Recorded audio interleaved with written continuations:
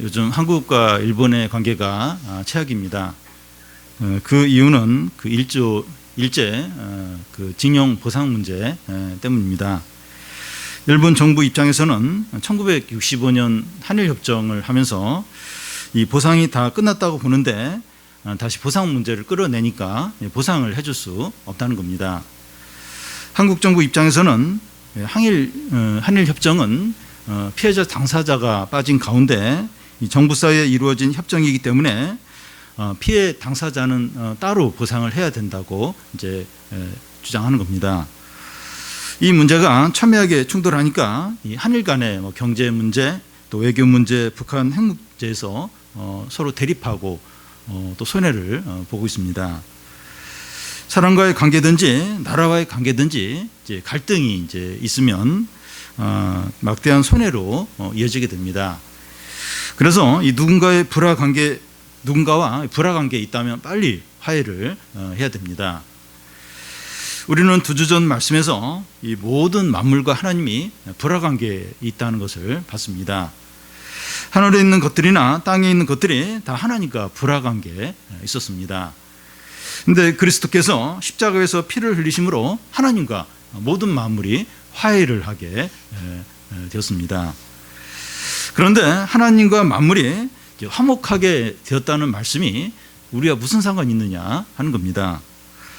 그런데 하나님과 이 우주 만물과의 화목의 중심에 뭐가 있는가 하면 하나님과 우리의 화목이 있습니다. 오늘 말씀은 이 골로새 성도들이 하나님과 어떻게 화목하게 되었는가 하는 것을 말씀합니다. 이 말씀은 오늘 우리들에게도 동일하게 해당됩니다. 바울은 이 골로새 성도가 하나님과 이 화목하는 과정을 이제 간증하는 식으로 말하고 있습니다. 이 간증이 어떤 건가 하면 우리가 하나님을 믿고 나서 어떻게 변화되었는가 하는 것을 이야기하는 게 간증입니다. 예수님을 믿기 전에 나는 이런 식으로 살아왔는데 예수님을 믿고 나서 이렇게 변화가 되었고 앞으로 내가 소망하는 건 이런 거다 하는 것을 이야기하는 게 간증입니다.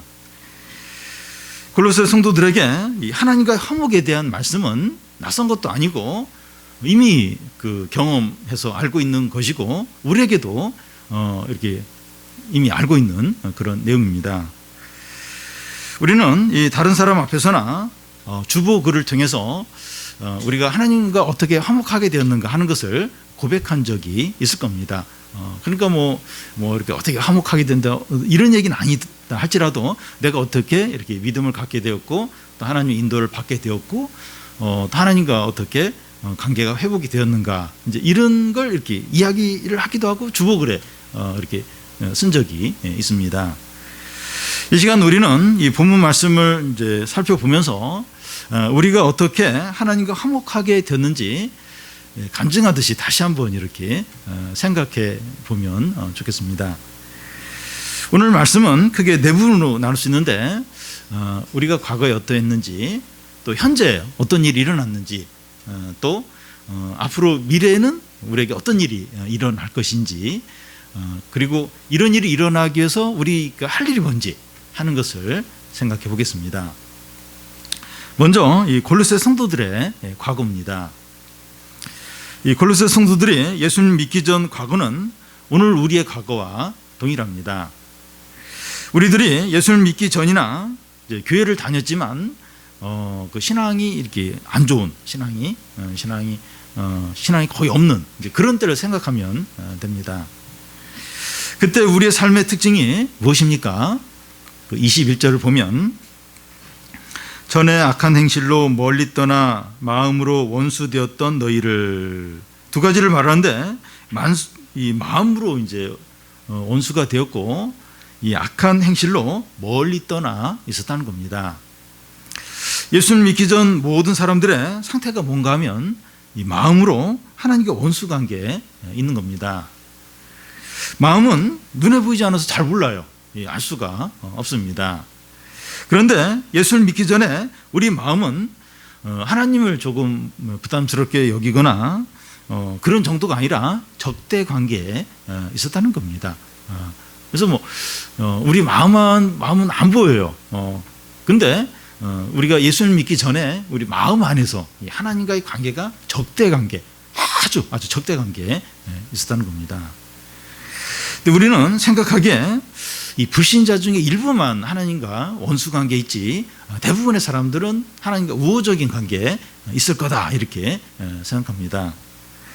예를 들어서 이 가족 중에 아빠만 믿지 않고 이제 나머지 가족은 다 신앙생활을 하는 그런 가정을 한번 생각해 보면, 아빠 본인은 교회 나가지 않지만 가족들이 교회 나가는 것을 반대하지 않습니다. 이런 아빠도 마음으로 하나님과 원수관계에 있느냐? 그렇다는 겁니다.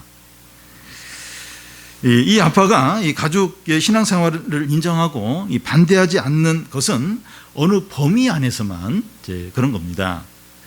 만약에 아빠가 가장 중요하게 여기는 문제가 신앙 때문에 이제 거부를 당한다면 그때는 참지 않습니다.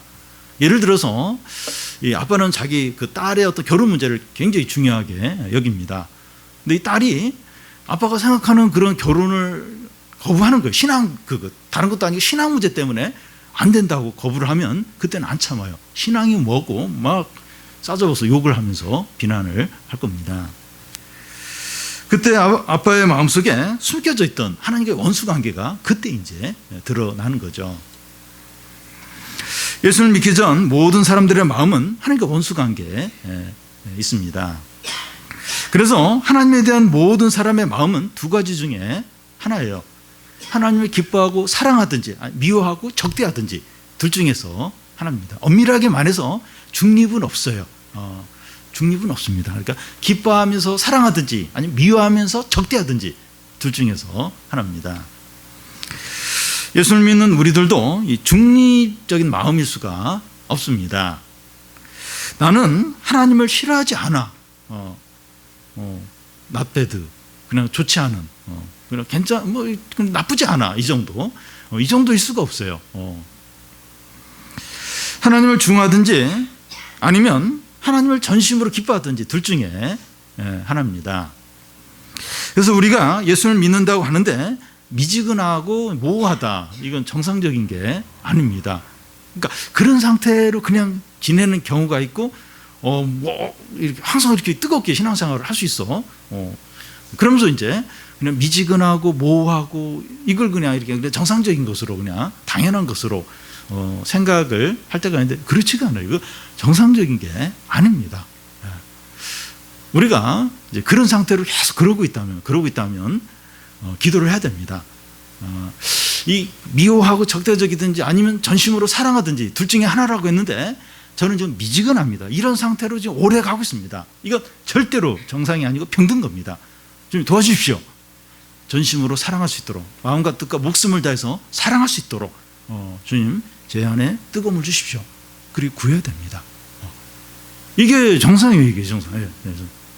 이 중립이 불가능해요. 중립이 불가능합니다.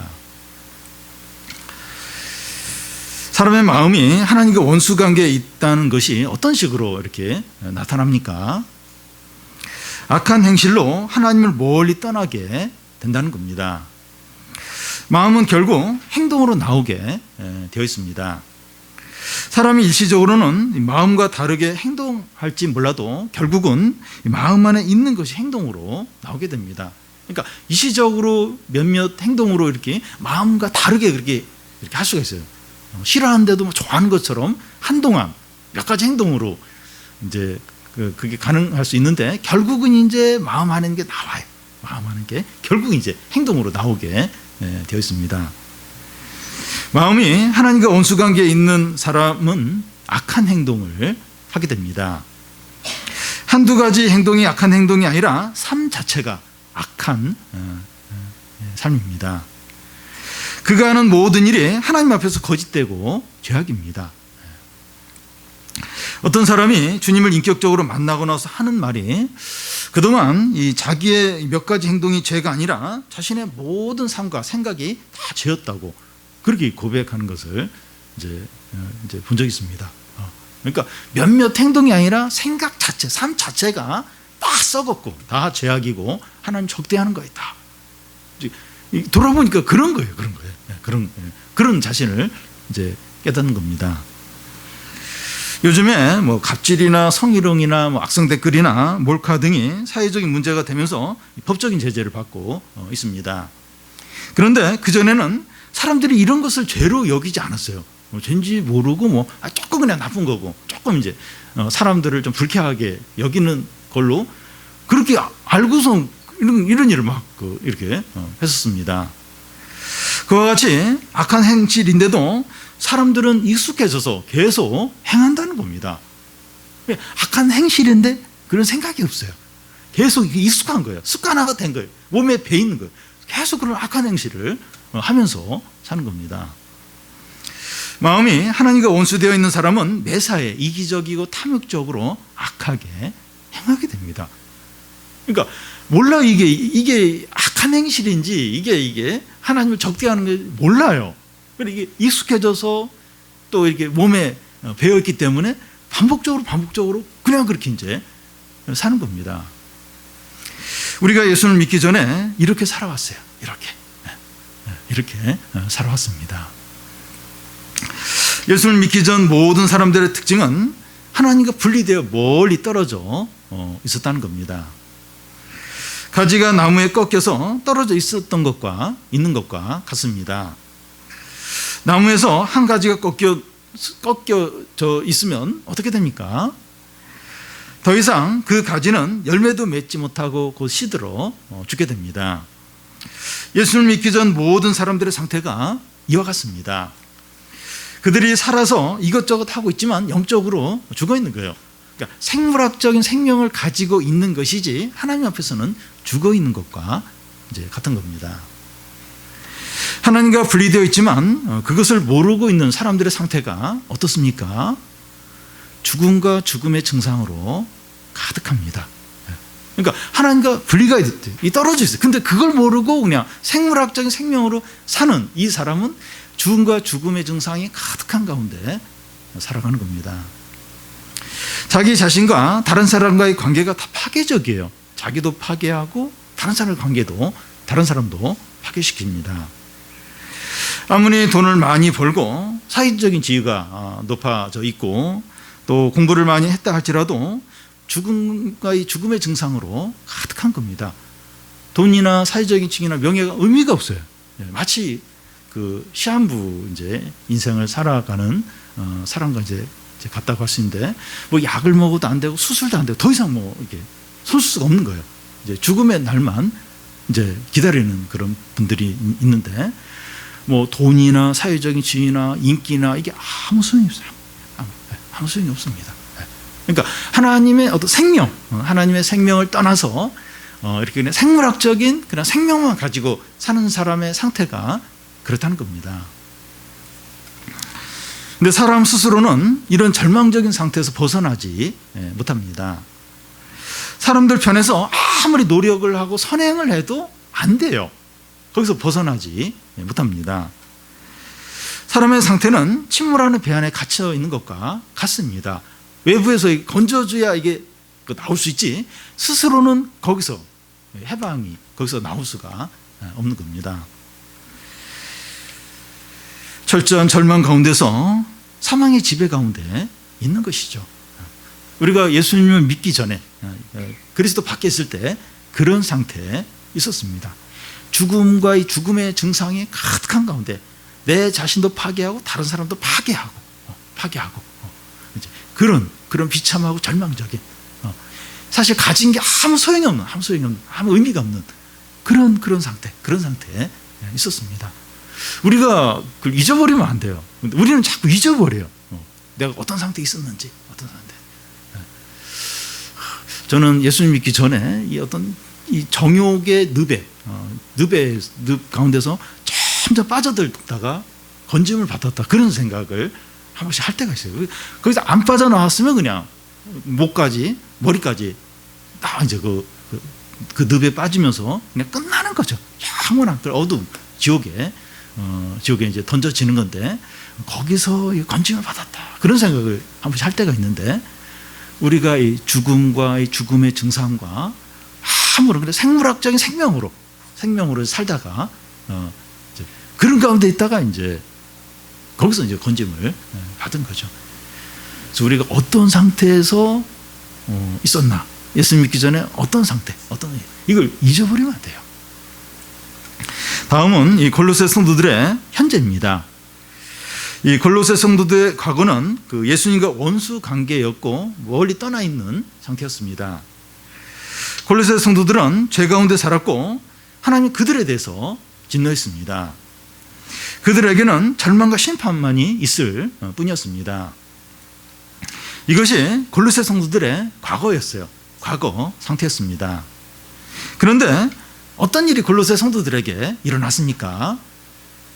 22절 앞에 보면 이제는 그의 육체의 죽음으로 말미암아 화목하게 하사.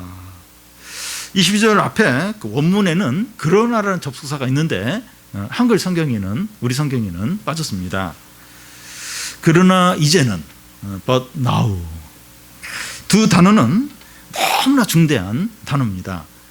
로마서 3장 21절에도 이 but now로, 그러나 이제는으로 이제 그 21절이 시작이 되는데, 어떤 문맥에서 이 말이 사용되었는가 하면 의인은 없으되 하나도 없다고 하면서 율법 아래 모든 사람이 하나님의 심판 아래 있는데, 그러나 이제는 율법 외에 하나님의 한 의가 나타났다고 하면서 예수 그리스도를 믿음으로 의롭게 된 것을 말합니다. 로이 존스 목사님은 이 부분을 설교를 하면서 이 but now, 그러나 이제는, 이게 성경에서 가장 중요한 단어 중에 하나라고 그렇게 이제 말을 했습니다. 근데 여기서 똑같은 문맥 가운데 사용되고 있습니다. 골로새 성도들이 이제 이전에 하나님과 원수 관계였고 악한 행실로 멀리 떠나 있었습니다. 그들에게는 하나님 진노 심판반이 있었습니다. 그들 스스로 하나님 심판에서 나올 수 없습니다. 철저한 절망과 어두움과 죽음뿐이 죽음밖에 없었습니다. 그런데 놀라운 일이 시작된 겁니다. 그 놀라운 일이 어떻게 시작이 되었습니까? 그러나 이제는 어떤 일이 일어났습니까? 그의 육체의 죽음으로 말미암아 화목하게 하사. 그리스도가 이 골로새 사람들과 우리 죄를 위해서 십자가에 죽으셨다는 거예요. 우리의 죄값을 그리스도가 대신 죽으심으로 완전히 치렀다는 겁니다. 그 당시 어떤 이단들이 이제 있었는가 하면 예수 그리스도 실제로 이렇게 십자가에 죽은 게 아니라는 거예요. 예수님이 이제 이렇게 사셨는데 실제로 몸을 가지고 사신 게 아니라 그냥 사람의 모형만 가지고 사셨고, 십자가에 죽을 때도 진짜 이게 예수님이 몸을 가지고 이렇게 죽으신 게 아니라 그냥 몸의 어떤 그런 어떤 그런 모양만 가지고, 이걸 가연설이라고 하는데 이제 그렇게 이제 사셨고 십자가에 죽었다고 그렇게 이제 가르쳤습니다. 근데 예수님은 우리와 똑같은 몸을 가지고 분명하게 십자가에 달려 죽으셨습니다. 우리의 죄값을 예수님 자신의 몸으로 친히 다 치르셨습니다. 예수님이 우리와 하나님 사이에 맡고 있던 죄를 다 감당하심으로 온전히 화해를 이루셨습니다. 이제 우리는 하나님과 완전한 화해를 이룬 겁니다. 하나님과 우리 사이에 문제될 것이 아무것도 없어요. 여러분, 이것만큼 놀라운 일이 없습니다. 세상과 인간의 모든 불행과 고통과 절망과 비참함과 죽음의 원인이었던 하나님과의 원수 관계가 예수 그리스도 십자가를 통해서 완전히 해결이 된 겁니다. 이제 우리는 하나님과 완전하게 화해가 된 겁니다. 우리가 하나님의 이름을 부르며 하나님께 나아가는데 아무런 문제가 될 것이 없습니다. 그 전까지는 이 죽음과 죽음의 중상에 가득 차는 진노와 심판만이 있었어요. 그런데 그 모든 장애가 없어지면서 하나님께 나아가는데 아무런 문제가 없게 된 겁니다. 아빠 하나님이라고 부르는 거예요. 어떤 육신의 그 아버지보다 좋은, 너무나 좋은 그런 아빠가 새로 생긴 겁니다.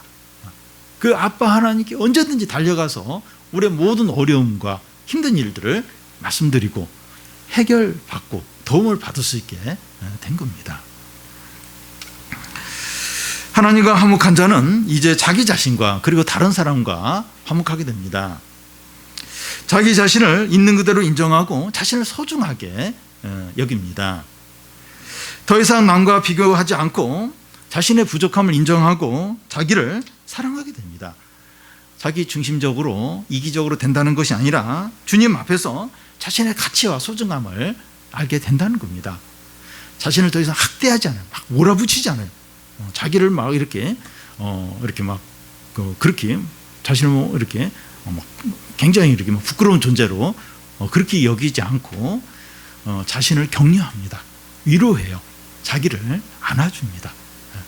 부족하고 또 약하고 또 이렇게 문제가 있지만 자기 자신을 이제 그대로 받아들이고 소중하게 여기고 인정을 하는 겁니다. 자기 자신하고 화해가 이루어져요. 그러니까 우리가 예수님 믿고 거듭나고 하나님과 화해했을 때 제일 먼저 일어나는 게 자기 자신의 모든 걸 인정하는 거예요. 과거에 참 불행했던 일들, 자신의 상처들, 자신의 어떤 열등한 부분들, 그걸 다 인정을 해요. 받아들여요. 자기와 화해가 이제 이루어집니다. 근데 이제 그 하나님과 화해하지 못한 죄 가운데 있는 사람의 특징은 자기를 그렇게 막 몰아붙이고 학대하고 자기를 괴롭히죠. 그래서 광인이 그 막 돌로 막 자기 몸을 찍는 것처럼 자기를 그렇게 자해하는 그런 삶을 이제 많이 살아요. 술도 뭐 엄청나게 먹고 막 몸에 해로운 것들 알면서도 그냥 자기 몸을 막 스스로 이제 죽이는 일을 막 이제 하는 겁니다. 근데 이렇게 하나님과 화목한, 하나님과 진정으로 화해한 사람은 자신을 소중하게 여기고 사랑하고 자신을 이제 위로하게 됩니다. 그리고 이 다른 사람과도 화해하게 됩니다.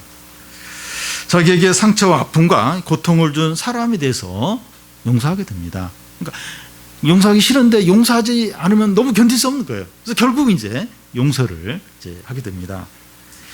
예수님이 우리를 위해서 십자가에 죽으신 것을 생각하면서 원수에게 복수하려고 하지 않는 겁니다. 이제 다른 사람에게 베풀고 사랑하고 섬기는 삶을 살게 됩니다. 이웃을 내 몸처럼 사랑하게 되는 거예요. 참 불가능할 것 같은데 이렇게 남에게 처음으로 이렇게 베풀고 용서하고 불쌍히 여기고 그런 삶으로 이제 바뀌는 겁니다. 그러니까 하나님과 이제 화해가 이루어질 때 자기 자신하고도 화해가 이루어지고 그리고 다른 사람과도 화해가 이루어지게 돼요. 여러분 그게 얼마나 행복한지 몰라요. 뭐 돈이 막 생기고 뭐가 잘 되고 뭐 그렇지 않더라도 내가 내 자신을 그대로 좀 받아들이고 남과 비교하지 않고 남들과 부족해요. 뭐 못하는 거 많아요. 그런데도 자기를 그냥 인정하는 거예요. 받아들이는 거예요.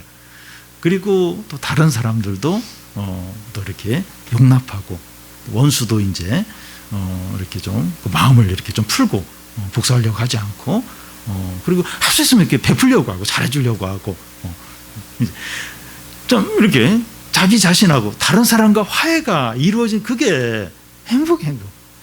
상대방이 나를 미워할지 몰라도 나는 안 미운 거예요. 이렇게 참 마음이 아프고 왜 그렇게 나를 그렇게 미워할까? 그게 뭐 안타깝고 그러니까 이제 나는 발 뻗고 자는 거예요. 상대방은 계속해서 나 미워하면서 계속 뭐 힘들게 지내는데 그러니까 마음에 평안이 있는 거예요. 평안이. 이게 이제 행복이죠. 그래서 참 이렇게 하나님과 화해한다. 이게 얼마나 큰 건지 몰라요. 하나님과 화해한 사람만 이런 평안들, 이런 화목을 누리게 됩니다. 다음은 이 골로새 성도들의 미래입니다.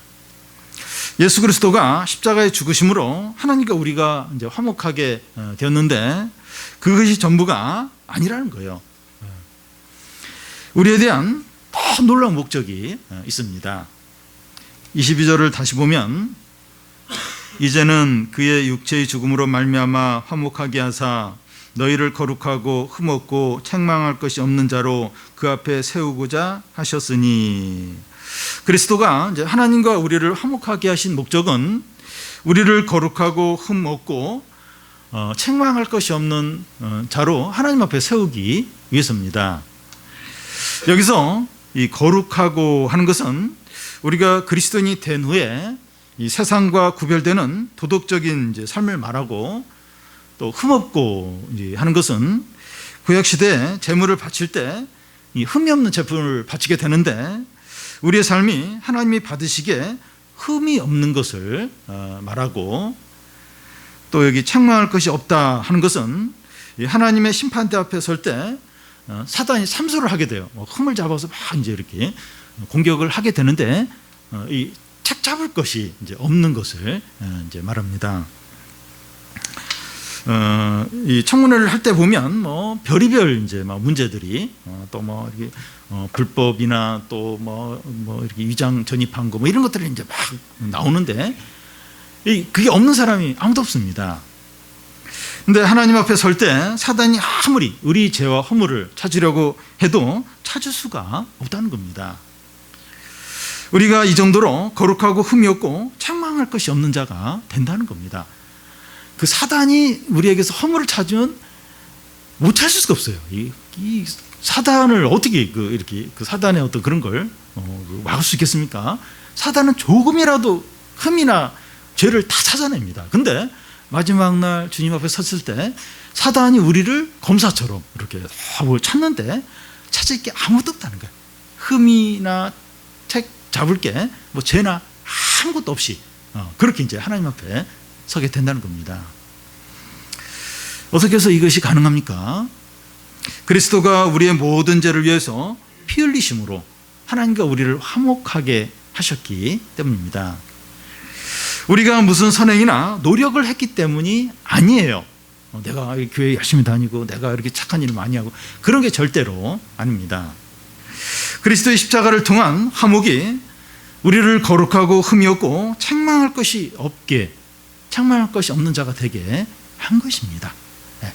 그리스도의 피, 그리스도의 십자가의 희생이 우리의 허물과 죄와 모든 어떤 책망할 것이 없도록 흠이 없는 자가 되게 하신 겁니다.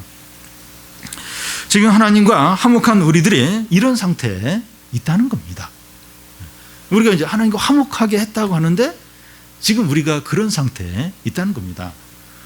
여러분, 거룩하고 의로우신 하나님과 화목한 관계에 있으려면 죄가 있고 허물이 있고 그런 걸로 가능하겠습니까? 바로 즉사하죠. 하나님 거룩하고 의로운데 불꽃 같은 눈으로 보시는데 죄와 허물을 가지고 하나님과 화목하고 하나님과 이렇게 교제하고 불가능해요. 불가능합니다. 우리가 하나님과 화목하게 되었다고 하는 것은 이 거룩하고 흠이 없고 이렇게 책망할 게 아무것도 없는 것을 의미합니다. 우리가 뭘 잘해서 그런 의미가 아니라 그리스도의 십자가, 그리스도의 피가 우리를 깨끗하게 정결하게 했기 때문에 그 피가 우리의 모든 허물을 다 덮은 거예요. 그래서 우리가 하나님과 화목하게 그래서 하나님과 교제하고 하나님 만나고 우리가 또 그 예수 그리스도 이름을 의지해서 나아가면 하나님 다 받아주세요. 왜냐하면 화목한 그리고 죄와 허물이 하나님께서 없는 거예요. 그리스도 피가 다 덮었기 때문에. 그래서 우리가 그런 상태에서 하나님께 나아가고 또 하나님과 교제를 하는 겁니다.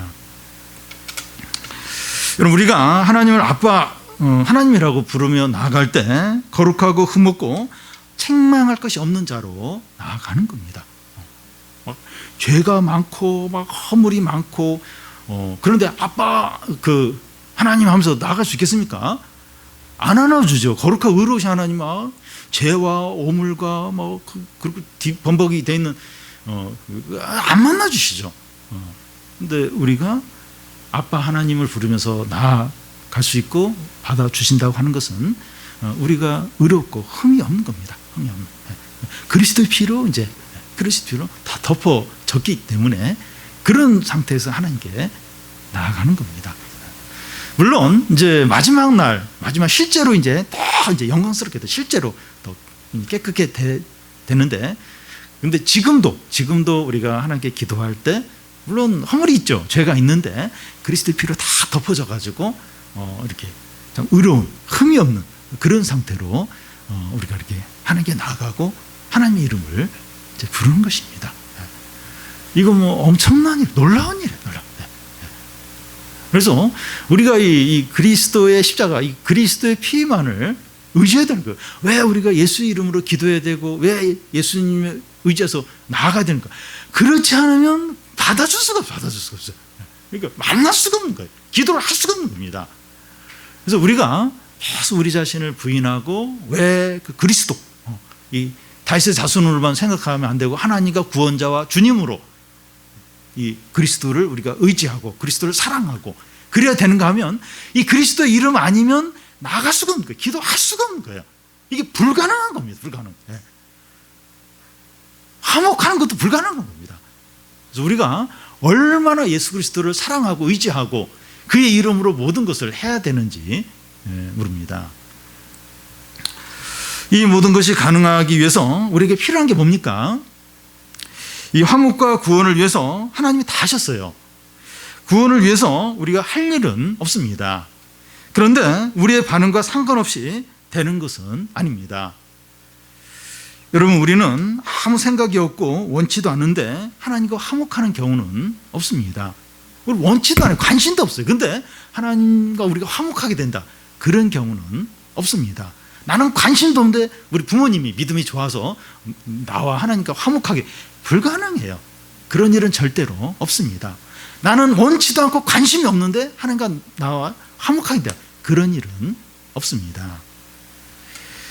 이 모든 것이 이루어지는데 우리에게 필요한 게 뭡니까? 23절을 보면 우리 같이 한번 읽어보겠습니다. 만일 너희가 믿음에 거하고 터 위에 굳게 서서 너희 들은 바 복음의 소망에서 흔들리지 아니하면 그리하리라. 이 복음은 천하 만민에게 전파된 바요 나 바울은 이 복음의 일꾼이 되었도다. 세 가지를 말하는데 믿음에 거하고 터 위에 굳게 서고 복음의 소망에서 흔들리지 않는 겁니다. 이 믿음에 거하고 하는 것은 계속해서 믿음을 갖는 것을 말합니다. 구원을 위해서 우리가 할 일은 없습니다. 구원을 위해서 하나님과 화목하기 위해서 우리가 할 일은 없습니다.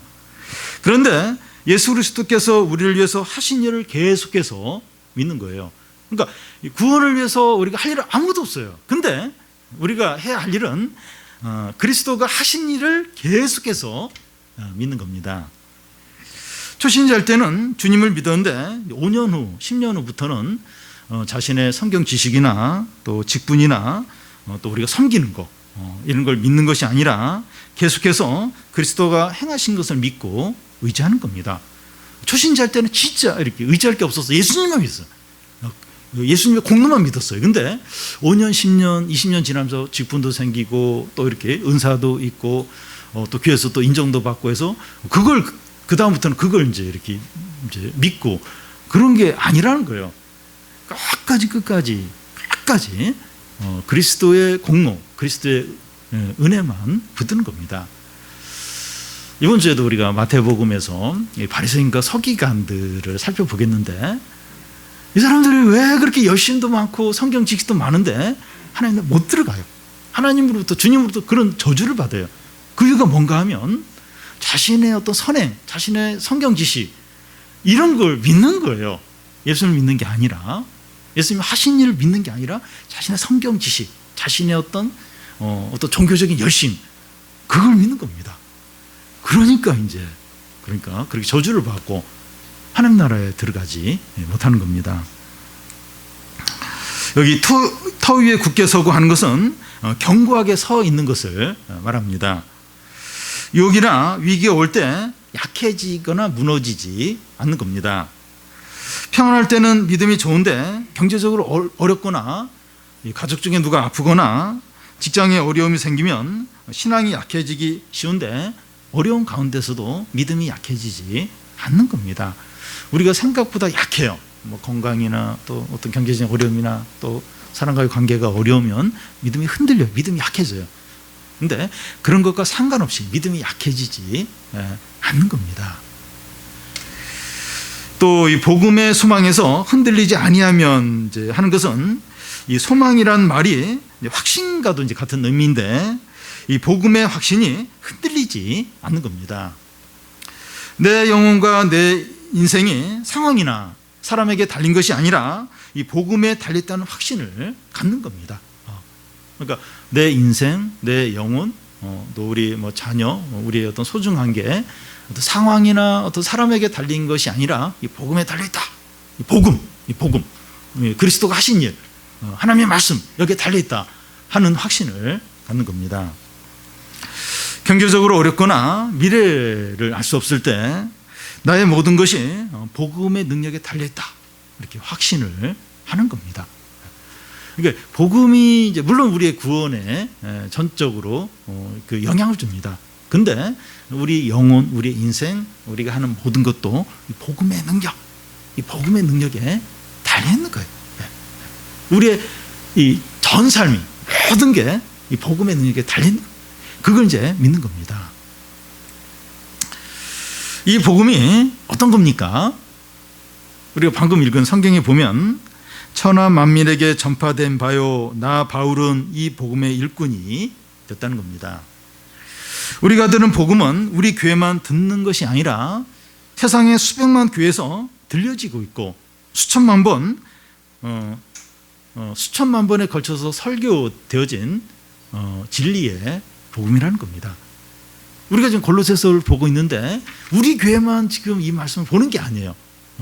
그러니까 수백만 교회에서 이런 말씀이 전해졌고, 그리고 이 골로새서의 이 말씀, 우리가 방금 살펴보고 있는 이 말씀은 수천만 번 설교로 되어졌던 이제 말씀인 겁니다. 그러니까 우리가 지금 처음 듣는, 우리만 듣는 그런 게 아니라는 겁니다. 우리가 인정하면 진리고 우리가 거부하면 진리가 아닌 것이 아닙니다. 우리가 동의를 안 해. 내가 이거 안 믿어. 그러면 진리가 아닌 그런 게 아니라는 거예요. 내가 어떻게 반응하냐 상관없이 진리, 영원한 진리라는 겁니다. 복음은 온 세상에 보편적으로 인정된 진리입니다. 마치 우리만 이 복음의 말씀을 믿고 있는 것처럼 생각하지 말라는 겁니다. 우리만, 나만 이게 진짜 진리일까? 아닐까? 내 마음에 뭐가 이렇게 감동이 되면 진리고 안 되면 뭐 진리 아니고 그런 게 아니라는 거예요. 그리고 바울은 자신의 모든 자랑과 명예를 버리고 오직 이 복음을 전하는 일꾼이 되었다고 말합니다. 그러니까 이 복음이 얼마나 위대하고 소중한가 하면 자신의 모든 자랑들 이런 거 다 내려놓고 이 복음의 일꾼이 기꺼이 되었습니다. 자신의 인생을 다 바칠 정도로 자신의 어떤 이렇게 자신의 어떤 가능성이나 또 자신의 어떤 비전이나 자신의 어떤 인생이나 이걸 다 쏟아붓고도 아깝지 않을 정도로 이 복음이 그만큼 소중하다는 겁니다. 그리고 지금 수백 년 또 2000년이 넘게 전해졌던 진리가 바로 지금 우리가 듣는 이 말씀이라는 거예요. 그리고 수천 수만 번 이렇게 성도들이 들었던 말씀이 바로 우리가 듣는 이 말씀이라는 겁니다. 내가 이렇게 감동이 별로 안 생기고 동의가 안 된다고 해서 진리가 아니고 그게 아니라 진리, 너무 보편적인 진리고 영원한 말씀이고 너무나 귀한 보물이라는 겁니다. 오늘 말씀은 우리가 간증으로 할 수 있는 말씀입니다.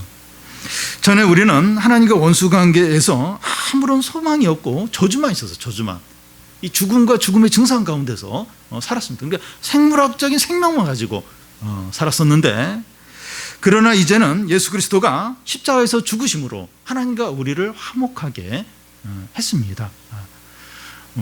참 이렇게 참 중요한 사람인데 무슨 문제가 생겨가지고 오해가 생겼어요. 그래서 오랫동안 이제 서로 이제 이렇게 말도 안 하고 화색하게 굉장히 힘들었어요. 제발 좀 이렇게 좀 화해가 됐으면. 근데 화해가 됐어요. 화해가 돼서 그동안 이렇게 서먹했던 그 이상으로 너무 가깝게 너무 이제 이렇게 신뢰하면서 사랑하면서 지낸다면 그것만큼 행복할 게 없는 거죠. 근데 하나님과 우리 관계가 그랬어요. 진짜 철천지 원수, 나도 너무 싫어하고 하나님도 막 진노하고. 근데 예수 그리스도가 그 원수 관계를 다 허물어 버리고 화목하게 했습니다. 그런데 하나님과 우리가 화목한 것이 전부가 아니라 거룩하고 흠없고 책망할 것이 없는 존재로 하나님 앞에 서게 하기 위해서라는 겁니다. 아주 완벽하게 하나님 앞에 딱 이제 서게 하기 위해서 이렇게 화목하게 하셨다는 겁니다. 지금은 실제로 불완전할 수 있지만 불완전하죠. 불완전해요. 그렇지만 마지막 날에 완전하고 거룩하고 흠이 없는 자로서 그리스도의 신부로 서게 될 것입니다.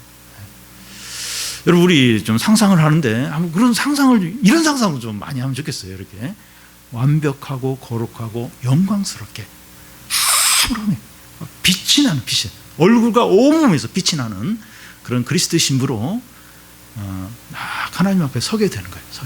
그래서 그리스도를 만나게 되는 겁니다. 천군 천사들이 막 엄청 찬양해. 그게 그냥 없는 걸 우리가 막 이렇게 꾸며서 막 이렇게 그렇게 상상하는 게 아니라 실제로 말씀이 우리에게 그날이 온다는 거예요. 그날이 온다는 겁니다. 여러분, 그날이 와요. 그때가 옵니다. 좀 이렇게 시간이 좀 걸릴 것 같아도 생각보다 빨리 그날이 올 수가 있습니다. 그래서 죽음의 증상 가운데서, 절망 가운데서 살 수밖에 없었는데, 그러나 이제는 예수 그리스도가 십자가에 위해서 우리 죄를 위해서 피를 흘리심으로 하나님과 화목하게 하고, 근데 그게 전부가 아니라 거룩하고 흠이 없고 하나님 앞에 서게 하기 위해서 그렇게 하셨다는 겁니다. 이 모든 일이 일어나기 위해서 우리에게 필요한 일은 믿음을 계속해서 갖는 겁니다. 믿음을 계속해서 갖는 겁니다. 하나님을 전심으로 사랑하는 거예요. 안 보이는데 사랑하기가 쉽지가 않아요. 근데 전심으로 하나님 사랑하는 거예요. 믿음이 약해지지 않는 거예요. 유혹에 넘어가지 않는 겁니다. 구원을 위해서 우리가 할 일은 없어요. 하나님과 화목하게 해서 우리가 할 일은 없어요. 근데 계속해서 믿음을 갖는 거예요. 계속해서 하나님 사랑하고 전심으로 하나님 사랑하는 거죠. 하나님 기뻐하는 거죠. 그 말씀에 순종해서 사는 거죠. 우리의 사는 길이 이 복음의 능력에 전적으로 달려있다 하는 것을 믿음으로 이 복음의 확신을 다 가지시는, 그래서 마지막 날까지 우리가 끝까지 믿음을 지키고 이 말씀대로 우리가 주님 앞에 그리스도 신부로서 완전하게 서서 그 영원한 삶을 다 누리는 성도들이 되시기를 바랍니다.